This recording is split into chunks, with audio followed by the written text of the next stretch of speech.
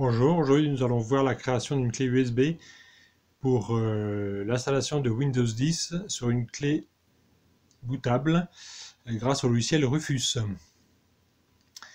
Donc ce logiciel va permettre de créer des clés USB bootables à l'aide de l'ISO de Windows 10 fourni par Microsoft. Donc là nous cherchons Rufus sur Google, on tombe sur le premier site qui est l'éditeur du logiciel. On va prendre le Rufus en version portable car ça permet d'éviter de l'installer.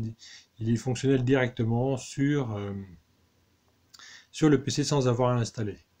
Donc là, le, le fichier est directement téléchargé avant la vidéo, donc je ne le refais pas.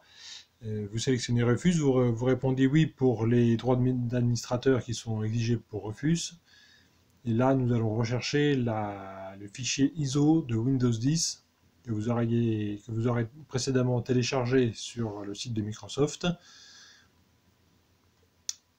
Et vous le cherchez dans le dossier sur lequel vous avez enregistré le fichier ISO.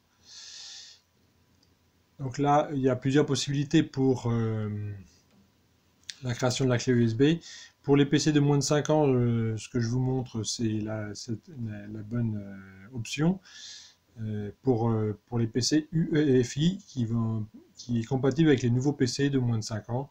Les autres options, l'option d'en dessous GPT est aussi compatible. Par contre, l'option du dessus est pour la compatibilité des PC de plus de 5 ans ou à la limite plus récent, mais pour des UEFI en version compatibilité, ce qui équivaut aux versions BIOS, quoi. Donc ici, on va directement choisir UEFI et nous allons démarrer la clé USB. Donc l'installation va prendre à peu près 2 à 3 minutes sur la clé en fonction de la vitesse de votre clé USB. Donc moi, j'ai déjà fait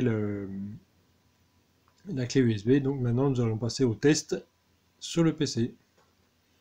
Voilà, les BIOS et EFI s'apparentent à ce genre de BIOS là. C'est des BIOS en version graphique, hein, parce que les anciens BIOS n'étaient pas en version graphique. Donc là, vous avez deux choix pour la clé USB. Ici, le choix clé USB normale pour la version BIOS et ici, la version UEFI, chose que l'on va prendre pour l'installation de Windows 10 en mode UEFI. Donc pour installer également Windows 10 en mode UEFI, il faut bien prêter attention à ce que votre disque dur soit formaté et partitionné en partition appelée GPT. Donc de toute façon, quand vous allez démarrer Windows 10 et si votre disque dur n'est pas en version de partition GPT, et Windows 10 ne trouvera pas le disque dur. Il faudra utiliser un utilitaire pour ça qui s'appelle DiskPart au moment de l'installation de Windows 10, ce qui fera l'objet d'une autre vidéo d'ici peu de temps. Donc voilà, l'installation de Windows là m'informe que c'est suite à une mise à jour que je fais ça. Effectivement non, là c'est pour une installation normale. Et donc là vous voilà arrivé sur l'écran et donc il ne reste plus qu'à installer Windows. Donc voilà, allez, à une prochaine, au revoir.